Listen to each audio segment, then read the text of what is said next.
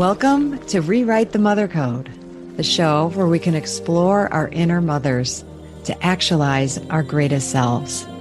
Through interviews with incredible guests, live coaching sessions, and my own experiences, we're going to dive deep into embracing feminine values and reparenting ourselves.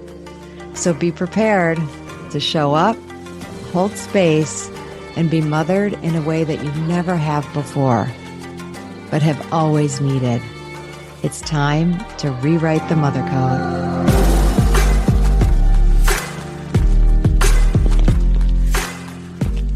Hello, and welcome to this week's episode of Rewrite the Mother Code with me, Dr. Gertrude Lyons. Before I bring on my guest, Caroline Bass from Caroline Bass Health, I just wanted to say hi. And I don't know, it's the day before, I'm recording this the day before 4th of July. And it's also the week of our daughter's and now son-in-law's Chicago reception. So as you may or may not know, depending on when you're listening, our daughter got married in February of 2023 down in Mexico. So kept that guest list a little more limited. And now we're having a big party here in Chicago. And it's very interesting. I told someone it kind of feels a little bit like your second child, like, oh, we got this. We know what we're doing. It's not like the first time where everything is like the first time you've done it all and really don't feel like you know what you're doing. And sometimes a little too comfortable, which is now that it's here and literally right around the corner this weekend. There's a little scrambling going on, but it does feel a bit calmer. Now, granted, we aren't doing everything and it is a little bit easier here than in Mexico, but still having lots of feelings and things stirred up just by way of how, it's all going to work and what do you do at a second reception ceremony when, a lot of the people haven't been there. So been working on that, getting in some good arguments, but good ones with my husband and figuring it all out. So I'm just in that space. So just kind of want to bring myself present before we get started today. And I think our guest, actually, I know with what she has to share on her journey of what she worked on to relieve stress and now has a product that she launched that worked for her and is working for lots of others. So we're going to be talking about that. So I think it's very timely. And I'm looking forward to sharing and being with her. Also, some really fun stuff coming up regarding my fall retreat, which is going to be here in a blink of an eye in September 21st to the 25th. So I want to keeping that present, hoping that if you hear this, it rings true for you and maybe I'll consider joining, which I would love. So without further ado, let's bring on Caroline. Well, hello, Caroline. I am so happy to have you on the show. Thanks for being here. Thank you, Gertrude. I'm so excited to be here with you. Yay. Well, let me share a little bit about Caroline, and then we're going to find out more and more, but we'll give some of the nitty-gritty here to kick us off. Caroline Bass is on a mission to harness the power of herbs as a natural remedy to relieve stress, create calm and balanced moods. After the stresses of daily life began to take a toll on her, she found herself anxious and it was difficult to find the energy to balance a full-time job with the pressure of being a mom of 3. I can get that. As a former doula, a labor coach assistant, she began formulating herbal blends to relieve her anxiety and calm her nerves. When she started sharing the remedy with her friends and family, the word spread and they kept coming back for more. It was too costly to continue buying each herb separately to create the calming effect she desired with high quality ingredients. So she partnered with a team of dietary experts and chemists to develop the most effective and powerful adaptogenic. Did I say that right? Adaptogenic. Yeah. Adaptogenic blend. The formula targets all levels of stress, emotional and mental anxiety, brain fog, hormonal moodiness, and balances inflammation in the body. After much trial and error, with many months of tweaking the dosages, the final formulation was ready, and it's called Queen Tulsi. So we'll hear about it specifically, and getting all the color commentary around how Caroline got to be doing this. We're going to hear from you about, your journey with this and what mother codes you had to rewrite and what you did differently to make it happen. So you go ahead and we'll pick up from there. Thank you. Thank you so much for that introduction and for having me here. I listen to your podcasts, and I really need to connect with the person who's leading the podcast in order for me to even want to reach out to them. Mm-hmm. And that's how I even got introduced to you. I just loved your energy and your approach to rewriting the mother code and how we mother. So it's an honor to be here. So thank you. Oh, thank you. Thanks so much. One of the things that I kind of have done differently as I'm thinking about my own mothering and how I mother myself is that most people take time off when their kids are little, and they are home when their kids are little, and then they go back to work at the end of like their teenage years when they're ready to my kids are older, now I'm going back to work. And I did the opposite. I kind of flipped that, and I worked really hard. I was in corporate America. I was in educational software at this amazing neuroscience program where they helped students rewrite their brain, rewire so that they could process information better. It was in a wonderful organization and company. I was there for almost 27 years until they got acquired. And my kids were home with me. I had help, and I put them in daycare, and it was great. But now that I'm reaching midlife, suddenly I felt like this isn't what I want to do anymore. I need to do something for myself. Like all of a sudden, I had this realization that, okay, we're not going to be here forever. And I think it hits people at a different point in life, absolutely. So busy and you're just going and going and going. You don't really have the time to think about that. And I'm raising 3 little kids, and I was working, and I never really thought about myself and what is my purpose here. And when I had just this realization one day, and I'll tell you a story. Yeah, please. My mother met this man who came from Australia. It was like a neighbor who was subletting the house next door. And he was like this really cool guy, looks like a surfer dude. And it ends up that he's a psychic medium. And my mother is very into mediums and she's really into like the whole spiritual world. And so they clicked right away. And he said, I'm here for business. I don't really do readings, but you have such good energy. I'm going to read for you. So he read for my mother and he read for my father. And she said, I really need you to read for my daughter, for me. I have another sister. But I was just kind of lost in my life. This was about maybe 7 years ago. And I thought that he was going to read for me because I wanted to connect with a friend of mine who had passed, like my best friend who had died at a young age from breast cancer. And so I was just there to meet with him so that he could connect me with her. But it turns out that he was a psychic medium, meaning that he can also see kind of your path, and he gets downloads from spirit guides. And he said to me, so we went to my mom's living room and we're talking, and then he kind of went into a zone and he said, you're about to hit a crossroads in your life and you're choosing the wrong path because you're afraid. And I was, what? Yeah. And I knew exactly what he was talking about. I was like, does this make sense to you? And the reason why was because I had been in this company in educational software for like, at the time, maybe it was like 19 years. And I was thinking about leaving. When I was thinking about leaving, I was thinking either I'm going to go to a different job within this field, or I'm going to do something on my own, which is related to health and wellness and my true passion, coaching women and just connecting with women in a different way so that I can help them live a better life, which is what I was kind of doing on the side with my friends. If anyone was struggling with anything, they would come to me and I would help them with different breathing techniques and different herbs to take. But I didn't think I could actually do that full time. And he said, the path you were choosing is the path of comfort. You have to take the other path. And I didn't tell anybody that I was even thinking this. Wow. I said, I don't think I can do that. He said, your spirit guides are telling you they're going to guide you and you're going to be okay. But I was so afraid to do something so outside of, I was always by the books, very organized, straight, practical. My daughter, I think at the time was just maybe 3 or 2. I said, there's no way I can do that. And I didn't.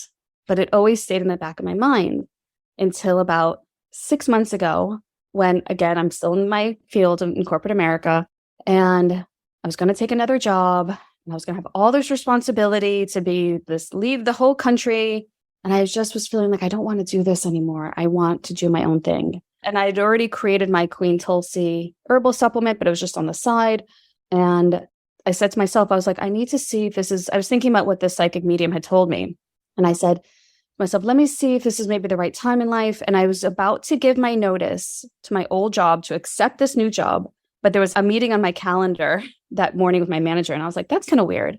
And when I got onto that meeting, my manager said, there's been major layoffs and a third of the company is laid off and you've been laid off. And I'm so sorry.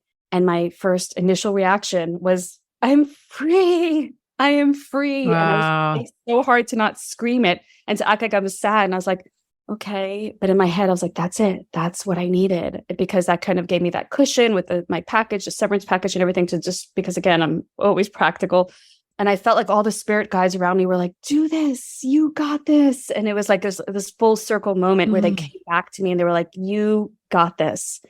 And so I left that world. And now I'm just on this new life. I feel like I entered a new portal of like the second half of my life where I'm doing things that are according to like my alignment and creating this herbal product and working with women. And it's just been amazing. Oh my gosh. Thank you. And I love this story because it is so much about intuition, going with the path that may not have words, doesn't necessarily make logical sense, right? I'm going to call it more feminine, definitely more yin energy in that. So what I'm thinking then too is, what did initially, there's a lot I want to ask about, but initially, how did friends and family react? Because sometimes we get there and we're like, okay, I'm doing this. And then you start telling people and they're like, what? Are you sure? I don't know. That sounds pretty risky. I mean, I know you kept going, but what was that part of the journey like for you? Well, it's an important question because it's not smooth sailing. I mean, I was actually really afraid to tell my husband that this is what I was thinking of doing, because both of us are so practical. We met when we were in our 20s and we just built our life together. And I needed his support because we're just such a great partnership. And I needed him to just back me up on this. And this was so unlike me to do something kind of crazy like this. Yeah. Well, that's what we'll call it, right? We'll call something that doesn't seem so logical. That gets labeled crazy or woo-woo. And it's like, I'm really wanting to to abolish those words from when we're doing something that really is more aligned with our intuition. It doesn't have to make logical sense. Right. Exactly. Thank you for that. And so I sat down and I spoke to him and I just explained, like, I feel like I'm in complete alignment now. I don't know how to explain it, but I now understand what people say when they say that they're on the right path. Like, how do you know? You just know, you feel it. It's such a powerful feeling. And I felt it. And so he said, okay, I'm supporting you on this. So that was the first step. And then I told my mother, who I also am very close with, and was worried about, she might say also, because she was always guiding me too, like, go to school, get good grades, like follow the whole path. And here I am, like, going on this other path. And she's an artist and she believed in me too. And that was really the only support I really fully needed. Everyone else was a little bit, are you sure? And not so, but I was so sure of myself that just those two people who I care the most about, my children, of course, support me and they're so proud of me. And they saw that I was already not so happy before. Now I'm so happy. So they were really supportive. And I didn't really want to listen to what anyone else had to say who wasn't so close to me, because I don't know the naysayers or anyone who's questioning it. And I just knew where I stood. And so that was really it. I love that. That's an important strategy, or important when we're living new mother codes, when we're following maybe a different path.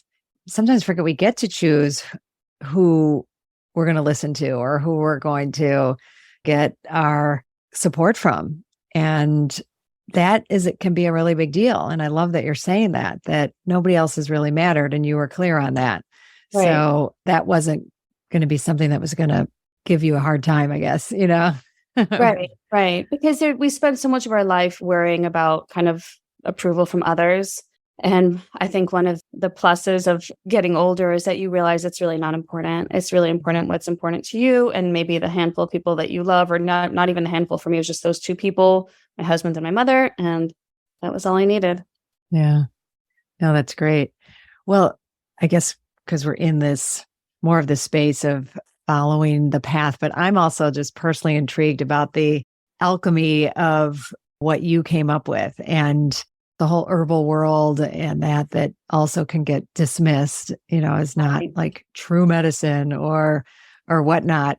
What has your journey been like just in relationship with the herbs? I know you said that you were a doula and kind of found things, or was that through reading and trying? How did that go for you? Sure. So I studied with home birth midwives in Berkeley. I'm from New York City. We moved across the country to California, and I ended up in Berkeley for a while. And I was learning with these great collective of home birth midwives, and I became a doula through them. And I was working at San Francisco General Hospital. And part of our training was to understand how to use herbs during prenatal and then during labor and postpartum. And I had this notebook of herbs and all the teachings that they were giving us, and it was just incredible. And I really felt connected to it. And I was just using it really for myself in my life. And then if the women I was working with needed different herbs, and then I would consult the midwives and we would discuss which would be the best herb with them that they could use. But it was really just a personal journey that I went on, and I just loved it and felt connected to it and was studying it. But as I grew into mothering my kids and as they grew older, I was really relying on herbs more. And it's interesting about the word adaptogen, because it was actually developed, that whole idea of adaptogens, which are herbs that help you adapt to stress. So that's where adaptogen adapt. So it helps you adapt to stress so that your body feels calmer inside. So you're not so reactive. Every time something comes at you, you don't immediately react. You're actually at more of like a state of homeostasis where you feel more balanced. But that was created by these Russian doctors in the 60s and 70s who were looking for a way for their athletes to perform at the highest level possible, that in a natural state that wasn't using steroids. Wow. So they started researching these herbs. How could their athletes perform where they're not so affected by the stress of being an athlete? At the time, they were trying to prevent frostbite and whatever in the environment, the harsh environments that they were training in, how their brain could be really clear so they didn't suffer from brain fog or fatigue. They had more energy, they had more stamina. And then they discovered this whole area of adaptogenic herbs, which helped these athletes perform at a higher level. And it started becoming more mainstream. Later on, the Russians did go into steroids, but before that, they did use these. Wow. Yeah. So that's kind of the history. Interesting. Yeah. Right. And so now what we use for the adaptogens is a way, depending on which herb you use, there's also mushrooms, depending on what you need, but they can help clear that brain fog. They can help you feel more balanced. They can help you have more energy during the day, but it's very natural and subtle. It's not like a pharmaceutical where you might just feel this effect. Like, let's say you have a headache and you take Advil, it just erases that headache. It's not the same. The way I like to think about it is so that people can really kind of understand, what does that mean, adapt to stress? So let's say it's really cold outside and you need to adapt to the cold outside. You're going to put on a jacket. So you're not changing the temperature, but when you go outside, your body's adapting to that cold and you feel warmer. Oh, interesting. And it's the same idea with the stress. You're not erasing the stress in your life, but now when the stress comes at you, you just feel more balanced and you're able to cope with it and handle it and feel more calm, really. That's kind of the herbs that I gravitate towards. I have a question. So you sent me some and I've started to take them. So I can't say because I know, well, two things. One, like you said, Advil, you take it, headache gone. I find my experience with herbs is it's like you got to take them for a bit. It's not necessarily this quick fix. That's my experience. You can tell me if it's different with these. But I noticed myself, because it was like, they help relieve stress and balance you and give you energy. I was like, when do I take it? Is this something, you don't usually see stress relief along with energy, which I think is, as you're describing it, makes so much sense. But I have you here so I can ask you. I was like, if I took this right before bed, would it wake me up or would it calm me? Or is it better in the morning? So yeah, go ahead. Good question. Okay. So I have another analogy for you. When you think about a car on cruise control, you press cruise control and the car knows when it needs more gas when you're going uphill and when to lay off the gas when you're going downhill or when you're going straight. And so the car adjusts based on the roads you are on. And the adaptogens actually work with your body in the same way. So I didn't market my Queen Tulsi for sleep, and yet so many people take it for sleep because their bodies need that. They can't unwind at night. their cortisol is way too high, their stress hormone. And so they take these adaptogens and it helps to kind of just lower all of that and help them sleep. It also quiets a chattering mind at night. Someone like myself, who I don't need help with sleep, I take it more midday because I tend to get that brain fog at 3 o'clock when I just relate to that. Yep. Yeah, I feel really out of it. My kids are coming home and I just feel overwhelmed. And I hated that feeling like they were about to walk into the door. I just felt so stressed out all the time. That's how I actually started Queen Tulsi. I started mixing all these different herbs to help me with that after school hour. I was like, I need to be more of a balanced mom when my kids come home. Like, why am I so stressed out? And I'm so tired. I don't have energy for the second half of the day when my working day was over and I just wanted to take a nap. And then my kids are coming in. And so I started taking different herbs, the ashwagandha, the Tulsi. And I noticed that for me, that 3 o'clock hour gives me that slight boost of energy, almost like a matcha, how matcha is calming and soothing and energizing. Yeah, exactly. Okay. Yeah. So that's how that works. It's really amazing. It just works with your body and what you need. I love that. Yeah. I kind of started assuming that must be what it is, but yeah, I'm really excited to keep the practice going, so to speak. Right. So as you've been on this journey for yourself, you mentioned earlier how you kind of flipped the script around working in corporate America more intensely in that arena while your kids were little.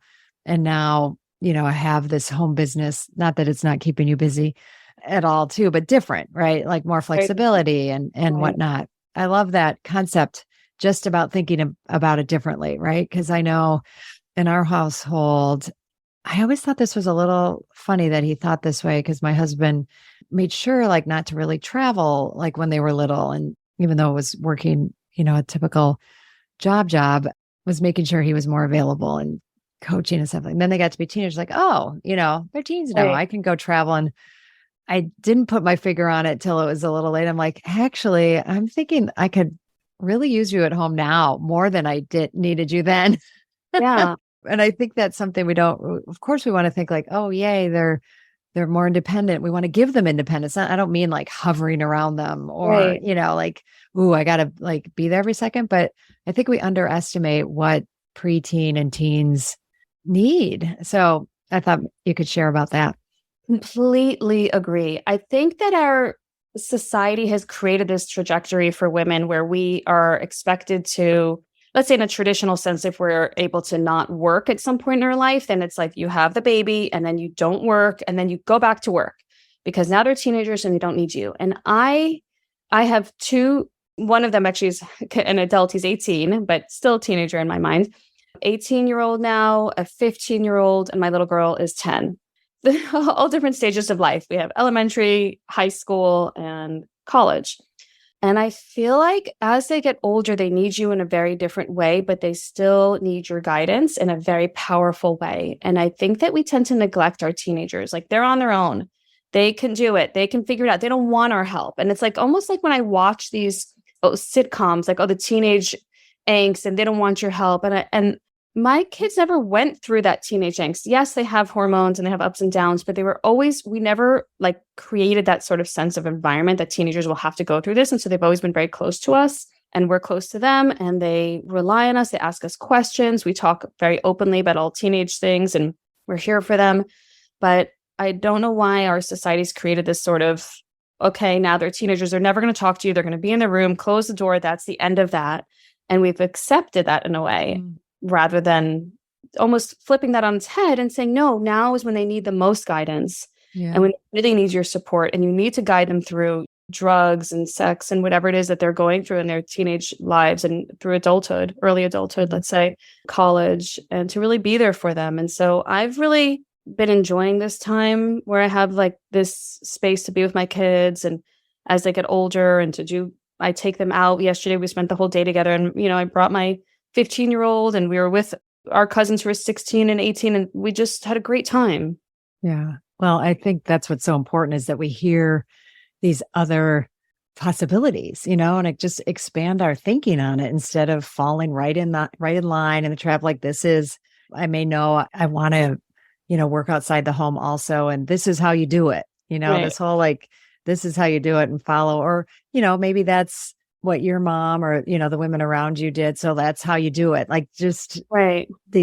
but to listen to, you had some other voice go on inside you or some other thoughts that were like, maybe that's not how either I want to do it. This is what feels right to me. Again, we're back to listening to ourselves, right? And listening to what makes sense for us. Cause it's not a right or wrong. It's like, oh, I figured it out. Now I have the formula. It was like, no, this was the formula that definitely worked for me. Right. And I think it's good to share it because others may consider it now where they just wouldn't have before, wouldn't have. That's not even a word. Would not have before unless we hear each other speaking like this. Right. And that we don't make it seem very odd that we were to maybe, for whatever reasons, I mean, for me, just financially, I had worked when they were little. And now after years of working and saving, I'm at a place, thank God, where I'm able to focus on creating my own business. I still want to be creative and I can listen to my voice more within my creativity in a more confident way that I wasn't able to when I was younger for whatever reason. Again, because of that sort of that programming, you go to school, you do well, you go to college, you get a job. And I was just like following that path until one day I said, is this the only path? There must be something else. But that's all I've seen around me in my family and my history. And no one ever did anything off that path. And so, yeah, so it was scary to do it. But I feel, again, like that sense of alignment, even though it's still scary within that alignment, I just feel so much more at peace. And I feel like a weight has been lifted off of me. Hi, I'm so excited to share with you my 2024 Spring Equinox Self-Mothering Retreat that's happening this March 2024. And I would love for you not only to consider it, but to attend. But in considering it, hey, just knowing that you would be leaving cold weather if that's the space that you're in and coming down to just magnificently beautiful, warm, nourishing place of 𝐒𝐡𝐤𝐻, Mexico. 𝐒𝐡𝐤 meaning land of the goddess women, and coming to really take time for yourself. Okay. And that I am learning more and more isn't just a nice thing to do or something extravagant or something selfish. It's essential. And I really want you to take it seriously to consider, just think about what would it take for me to go. It's a 5.5-day retreat. Getting from where you are, getting there, landing there, and then being in a space that is all about you. It's all about nourishing you. It's all about tuning into you, using everything around us, the nature, the food, the beautiful people, the rituals, ceremonies. I bring it, we really bring it. And we go deeper and deeper as the days go on, and we release, we let go, we bring in what is nourishing, what is empowering, what is that space of just really divine feminine energy. And we do it in the community of women. It's not for everyone. I will be honest, if the idea of leaving and not making it work or it's just too hard, not for you. If the idea of, spending that amount of time inwardly focused and going to that level of self-awareness doesn't sound like something you're willing to do or put the time and energy into, then it's not for you. And it's good to know that, right? So this is for people who are serious about what it means to mother themselves, what it means to take time for ourselves and that gift and what that gift can bring to us. It was originally right after my fall retreat. It filled right up. But now some people, it turns out, are not able to come. So I do have a handful of openings. And if you're listening to this and you're willing to take that step, please reach out to me. We can do a discovery call or you can put a deposit down. I would love that.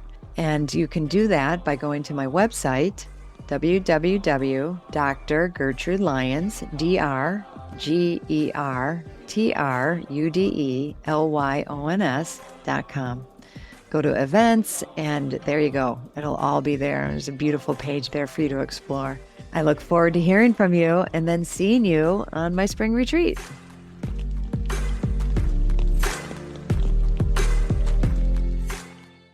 That's beautiful. And I know you said this earlier, like you had that choice point, and there was a big part of you that was drawn to do what was known, what was comfortable, even though you were having these strong senses that it wasn't what was making you necessarily happy or as fulfilling. But to veer from that path takes a ton of courage. And to whatever extent the risk is, what level the risk is financially and otherwise, it's a big deal to step off and do that. And so, Yeah. yay, way to go, and especially going from a corporate environment, which is very different than running your own business. But I'm assuming, and this is one other question I had for you, between, all those years in corporate and raising your children to now be an entrepreneur, what are there particular skills that you developed, particular things that you saw about yourself or were on your resume, so to speak, that you're like, wow, I didn't know how much that would apply here now as an entrepreneur? Right. So it's funny because I actually have been working from home for most of my career. So back before it was even popular, I think it was like right after September 11th, we were in Berkeley and then we moved to Los Angeles. And I said to my company, I would love to continue working for you. Can I work remotely? And they said, okay, let's try this. And so we set that up and I've been working remotely. And so I always had that structure. People are like, oh, how do you set up your day? I've always set up my day. I never worked in my pajamas. I always showered as if I'm going to work and got dressed and just felt good about myself. So that structure was always there. And I feel like that was all leading me up to where I'm at now, because you do need to be very structured when you have your own job. You need to create that structure. Yes. Yeah. Yeah. And then also with just learning organizational systems, how to set up my tasks for the day, and just I think the whole organizational structure and talking to people has just been something that I think I was able to apply to being an entrepreneur now. So I didn't feel like that was such a big leap. It was more of shifting my mindset about my belief system. Like, can I do this? This is scary. Am I cut out for this? And I was listening to Ed Mylett, Ed Mylett he's a great podcast also. Yeah, he's this great entrepreneur, but also he has a very spiritual approach to his whole life and to growing a business. And he was saying that when you're an entrepreneur, it is a lonely path because most people around you want that safe path. And so if you do feel alone or lonely, don't think you're the only one. Everyone who's doing their own path you're actually carving out that own path. Like no one else has created this Queen Tulsi product, marketed the way that I'm doing it. No one else has done it. So I need to carve it. And I get scared sometimes. Like, am I doing this right? How do I know? But I just try to I approach it in a very spiritual way, which maybe might not be the most practical in terms of like how we have been taught to do business, but it feels good for me. And I just trust that this is just the right path and the way to go through it. Thank you. Just what you were just saying there at the end, right? It might not be the most practical but it's what works for me. We're going to keep I want to keep underlining, right? This works for me. But I also was hearing, I am when I use the word like feminine, masculine, it's not so much male, female. It's, Right. The values, it's the energy. It sounds very feminine yin to me, and when I worked with Jill Bolte Taylor, I don't know if you're familiar with her. She has, her first book was Stroke of Insight. And then she wrote Whole Brain Living, where she was very much she was a scientist, Harvard. Oh, I know her. Neuroscientist, right? Stroke of Insight, yes. Yeah. Because my father had a stroke. And so I read her book. Oh, wow. Yeah. Exactly. So her next book, Whole Brain Living. And then I had the opportunity last summer to be trained by her. And, here was this go for it, Harvard scientist who after the stroke now will very happily say she's a feminine business. Like she's a right brain, even though she splits the brain into 4 quadrants. There still is kind of that right left, but a right brain businesswoman, right? Where it's like, oh, I'm just not as attached to those details as I used to be. Right. This is what feels right for me to go into now. I'm not going to overdo it here, but I'm going to put my energy here. And it doesn't mean you just, let go of structures, but those structures don't become the thing. Okay. Sure. We're going to keep some metrics but they're in service of, you in the passion that you have for it, the desire to, and the yearning to make a difference and to help others, and do something that was meaningful to you and to share it. That takes precedence. Like, oh, okay, but I'm going to need a sales system. I'm going to need some marketing, and okay, great. And I need some structures, but they're just there to like hold and make, kind of, like I said, be in service of the bigger mission that you have going. So that was all running through my mind as you said that. And I think, well, I see you smiling. So I'm assuming you resonate with that. Well, that's actually one of the reasons why I was drawn to you initially when I was listening to your podcast, was because you were talking about the feminine approach to business, to leading your life, to entrepreneurship. And I love that you were, first of all, addressing that, acknowledging that, bringing that to the forefront as something that's important, that we should be proud of. And I really connected with it. And I said, yes, this is how I am choosing to run my business in this more feminine approach as opposed to this masculine structure. And even when I was researching the herbs to use for my product, the most people in the herbal world know that this one herb called ashwagandha is the most popular sort of stress relief herb, but that's more of the male essence of the herb. And so sometimes when people will message me and they'll say, oh, I've taken ashwagandha. It was okay. It was a little bit overwhelming for me. And no one knows about Tulsi. And I actually cut a piece of my Tulsi plant to have a beautiful good plant. But this is the feminine essence. So there's the flower on top here. And these are the leaves. Actually take these leaves and put them into just under boiling water and drink this as a tea. And it'll also create a sense of calm. But it's this beautiful feminine essence. And she's known as the mother of all herbs. That's why she's the queen Tulsi. She's the queen of all herbs. She's the mother for this sense of calm. And no one has really marketed her or shared her as much because this masculine ashwagandha got all the light. And so what about the mother of all the herbs? Right. Gee, it seems like that could be helpful. Yeah. Oh, I love it. Yeah. So even my approach to how to create this stress relief, I said, I'm going to just go along that feminine path and honor the mother of all herbs and bring her to the forefront. And so it just makes sense of what you were just saying about even the whole approach to business has been this feminine approach. I either read about that or saw that. So glad you brought that in, the part about that being the mother of all herbs. I'm like, well, I love it already, right? Right. And it isn't about one being better than the other. It's just knowing that there are choices again, right? And one might work well for someone and work in particular arenas, but let's not leave this one in the closet as if it doesn't exist as an option, right? And this is what's going to someone else is going to just tune into. And for me, it's always about, and I probably, will speak way more about the positives of the feminine energy and mother energy. And because it's just been too quiet and too hidden, right? But I still very much honor the masculine, and I'd love for them to be in harmony, and much more in balance, which they're just not right now. And, it's a problem, I believe, a pretty significant problem. So if we don't even know about it, how can we look at how they complement each other, or, when there's right uses for one or the other? And it's not like we want to swing the pendulum the whole other direction. Like, now let's just be a total matriarchal culture, right? Because we've had patriarchy for so long. It's like, well, what if we work together? Right. Yeah, I think this could really happen. And I feel like just your whole approach and what you're doing is helping foster that. Yeah. I mean, even the way the herbs always work better in conjunction with another herb. So I don't ever take single herb formulations because you won't feel the effects as strong. You have to have these herbs that work in synergy together.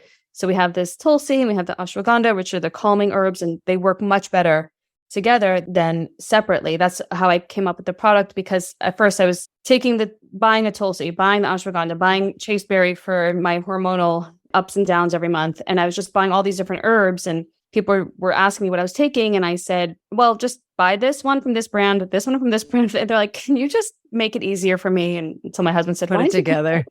Yeah, your own formulation. And I never expected to do it, but that's how it actually came about, because we need everything to work in synergy in order to really feel that balance in our body. It's not just one magic pill. Which, definitely is a code that we're working on rewriting, right? It's so endemic in our culture to have that one thing that fixes it all. And people will market things like that. Like this one thing is going to relieve your stress, or 10 easy steps, and it's done. And, that's why when I said, even just acknowledging that maybe even, and you can tell me if it's not true, with these herbs, maybe you feel it immediately. But oftentimes it is more of a process, and we're too impatient in our culture. Like, oh, well, I could just take this pharmaceutical and be done with it, so to speak. Right. And that's just never worked for me in the same way. Right. there's places for everything. There's times for everything. But with the herbs, usually, so the research usually looks at a span over 12 weeks for your body to adjust to the herbs. And so what I recommend for people who aren't as aware of what they're experiencing with any supplement they're taking, they should write the date on the supplement of the date that they started taking that supplement. So I do this with any supplement. Like I take hair vitamins because my hair was thinning and I was losing my hair. So I bought some supplements. Okay, let me see if this is working. And so I wrote the date on it. And so the same thing with any supplement. And then you see how you feel after 12 weeks of daily use. And then you stop for about a week. And depending on what supplement you're using, like with hair, this wouldn't work. But let's say, something like the Queen Tulsi or some other product that you're using that's trying to create some sort of emotional response. You stop for about a week or so to see, okay, did I notice a difference? How did I react that week? Or you can stop for 2 weeks and see how you respond. And if you notice a difference, like I know that even with my own supplements, I'm very good about taking them. But if I stop taking them for a while, I'll notice, oh, my PMS was worse this month. And I was thinking, why was it worse? Oh, I wasn't so consistent with my supplements. And so you'll start noticing that difference. And sometimes people need to be consistent and then stop, take a break, and then they can compare the differences easily. Oh, yeah. See, I like that. And I'm sure there's some people listening like, oh, that sounds hard, or like I want to know immediately. And I think that's just something we have to readapt ourselves to, is being more patient, giving ourselves, some grace with things. And it doesn't mean we can't research and see. I know you have a lot of amazing reviews for your product.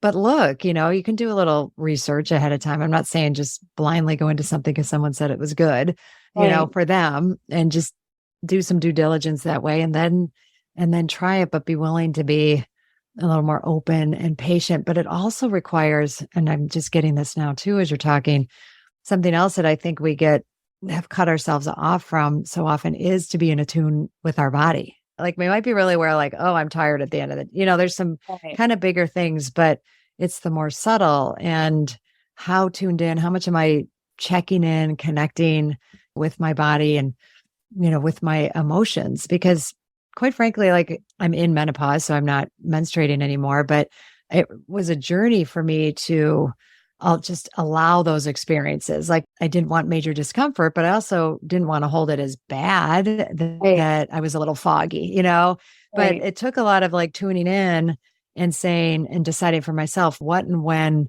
do I want to? And, oh, this will help, kind of just make things more clear for me at those times, but I'm not saying it's bad and blocking it off completely. Is that making sense? But I think the tuning in with our bodies is a big part of it. Completely. I think it's interesting with menopause because there's this whole conversation now about HRT, hormone replacement therapy, which personally, I made the decision I'm not going to take that. And also because I rely on my herbs, and I just kind of love the process of the way life goes and flows and the way your body goes through different stages. And I really honor that and respect it. And I was thinking about when we were younger, because I have a daughter who's 10 who will probably get her period in the next 2 years or so, just based on my own history. And at my choice of words around, I actually want to do some sort of post or something about this because I really believe so. This is kind of a little bit off topic, if that's okay. Sad. I'm right with you. Okay. I love it. Yeah. So I feel like we call our periods the curse or Aunt Flo or whatever. It's like the PR for our periods are just the worst. And we've all just accepted it as like, oh, this dreadful thing. And when I was younger, for whatever reason, there was no social media back then, no phones or anything, but I loved the idea of my period. I was really excited for it because I felt like, okay, now my body's changing. I'm becoming a woman. I can hold a baby. Like I didn't even know much about anything. I just knew that it was related to all these things, ovulation. And so I bought this book called Her Blood is Gold. Oh my gosh, I had that book. Oh, really? Oh my gosh. Yes. Knows about it. That's so funny. I did. That was the first thing I read to try and shift my attitude around. Well, you were younger. I was a little older when I read it, but please, keep going. How that impacted you. I haven't heard that title in a while. Yeah, I looked it up and I actually still have it here. And I didn't realize it was kind of like a heavy book, like not an easy to read book. We need to maybe do a refresh of that and make it a little bit easier for young women. But it was just this beautiful way to honor menstruation. And I loved it. And I loved my period. And I never, even if I felt sort of cramping, I was like, okay, that's my ovaries going down. I just listened into what was happening with my body. And I never dreaded it. It never was this thing that I felt, even if we had to go away on a trip or something, I didn't, my whole approach to it was so different from anyone else I'd ever spoken to. And I love that you had that. I don't know where exactly it came from for you, but I just that you had it and fostered it and didn't dismiss it. Right. It was, I think I was always drawn to like midwifery and being that doula. And so I was really always just, I loved like the whole idea of like how our bodies work with our uterus and ovulation. And so it was just natural to me to, I don't know. And I was introduced to that book. But I know that when I talk to my daughter about it, like even already she's asking me some questions and I'm just telling her like, she's so lucky. This is such an amazing part of life and growing up. And so it's like a very positive approach. And I really never suffered from cramps or anything. And I feel like part of that is not to dismiss anyone who does have terrible period pain, but I'm just saying that I feel like that was helping me to every month to really approach my body differently when I went through and I saw it. Yeah. Totally with you. I think our intention and attitude does make a big difference. But even when you did have, and I don't, if you had been able to hold it, if it got much worse, but when you did have some pain or upset, to embrace it, Right. is so different than it. And that's not a like being tough and I'm going to tough through it. It's like, I'm having this uncomfortable experience. Wow, this is like painful. Then as you build on that, you can get to a point. I just interviewed a woman and we had done some work together. And she said one of the things that working with me had really shifted for her was her relationship with pain. And such that when she got to her birth, and this would have never, she's like, this wasn't even in my realm of possibility for a long time, was to be in that intense birth pain and have a mantra that my pain is divine. And my pain is divine. And I was literally in tears when I didn't know she had done that in her birth until I interviewed her recently. And I was like, oh my God, like that is so beautiful.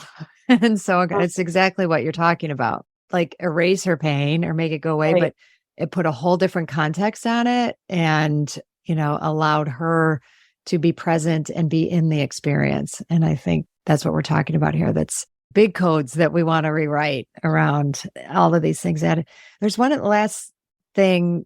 Well, there's a couple last things. So there's a few.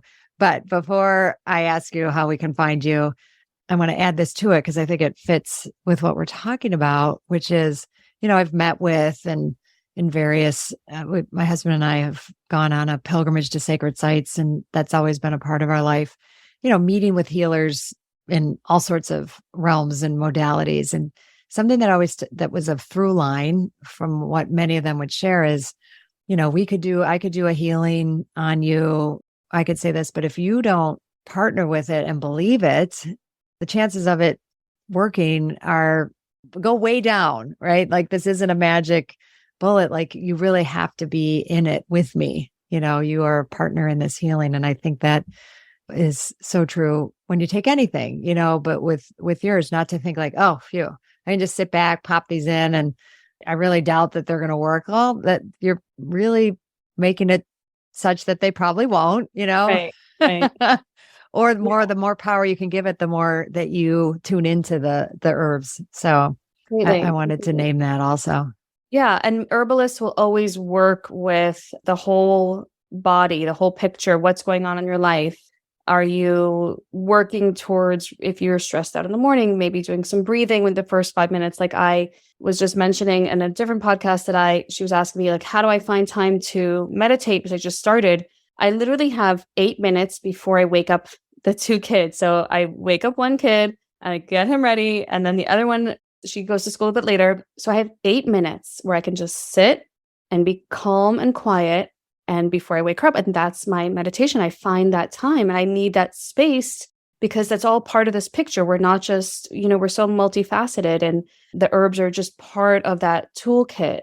There's the breathing. I walk outside. I notice even when I don't go on my daily walks, I feel down. I don't feel as uplifted. I need that sunshine in the morning. And when I don't have that, I don't feel the same. So there's so many different tools. And I know as a society, we were saying about like that magic bullet, we're just like, like give us that Ozempic for weight loss. That's all we're going to do. We're not going to do anything else. But then there's so many different parts of our personalities, of our spiritual selves. And we really need to address all of it to change our life. Yeah, you're here. Okay. Well, now we're like getting into some things I'd love to keep going, but we're going to end for now. And I'd love to share with the audience how they can get a hold of you and obviously Queen Tulsi. So if you could let us know that. Sure. So I'm mainly on Instagram at Caroline Bass Health, starting a TikTok also by the same name, although I'm trying to kind of figure out TikTok. It's a little bit different. Me too. But mainly on at Caroline Bass Health, and my website is www.carolinebasshealth.com, and you'll see the Queen Tulsi product there. And then I would love to give your listeners a special discount code. They can use Queen Gertrude for 15% off anything on the site. Which is so generous of you. Thank you. And I love doing it just because I get to be Queen Gertrude for a bit, on your code. So Queen Gertrude getting 15% off is great. Well, like I said, I've just started, so I'm not 3 months in to be able to say, but I feel really good about sharing your product and you, and the whole approach I know has, like, for me, really good energy. So I'm super excited about that. Okay. Last question that I ask all my guests is, what does rewrite the mother code mean to you? I think it means to really listen to that voice inside you and honor it, because you come here with a divine spark. So I'm Jewish, and we believe that everyone is created with that divine energy. And I think other religions and other modalities believe that as well. And I think that because we are in this world where we tend to put a damper on that spark, we don't listen to it as much. But if you really listen to that spark, then you will be on your path that you feel aligned with, where you feel like you are here to serve that purpose. Everyone has a voice. Everyone who's here has a reason to be here. And you really need to just honor that and listen to that and respect it and start living your truth, which is just following that voice inside you, not to be afraid. So beautiful. Thank you. Just going to breathe for a second, take that in. Thank you so much, Caroline. No, thank you. Thanks for being here and sharing and following, listening to that inner self and bringing something really helpful and beautiful to the planet. Thank you so much. This was really an honor to be here. It was beautiful meeting you, and look forward to staying in touch with you. Me too. Thanks. Oh, what a beautiful time. This was one of those episodes where I had only spoken briefly to Caroline before we recorded, and I hope you feel it too. Just what a beautiful soul, and such great examples of, going in different directions, not quite following the status quo path or what we've been taught or what we think, and really starting to tune in to our inner knowing, to ourselves, and seeing what that says, even when it's scary and really risky. So I just big shout out to Caroline for that. And hopefully you caught on that if you do want to actually try her product, Queen Tulsi, and you use the promo code Queen Gertrude, you get 15% off. So I want to make sure you know that. And I just offline invited her to my fall retreat because I want everybody who's, in this space and aligned to consider it and just even look at it like, what would doing a 2.5 day immersive in Mexico, tuning into myself, how would that serve me? Because just asking that question is useful and helpful. So I'd love for you to consider that. And you can go to my website, drgertrudelyons.com/events, and you will find it and you can get more juicy details on it. Thanks so much and have a blessed day. Thank you so much for choosing yourself and taking the time to listen to this podcast. As always, please rate, review, and subscribe to Rewrite the Mother Code. It helps other people who need this message, aka all women, well, actually everybody, men included, to find it. I'm honored to have you on this journey in mothering yourself. Remember, change is uncomfortable, but it's beautiful and it starts with us. And if you can't wait until next week's episode, follow me on Instagram and LinkedIn at Dr. Gertrude Lyons or at my website, drgertrudelyons.com, and sign up for my newsletter. I'll see you next time.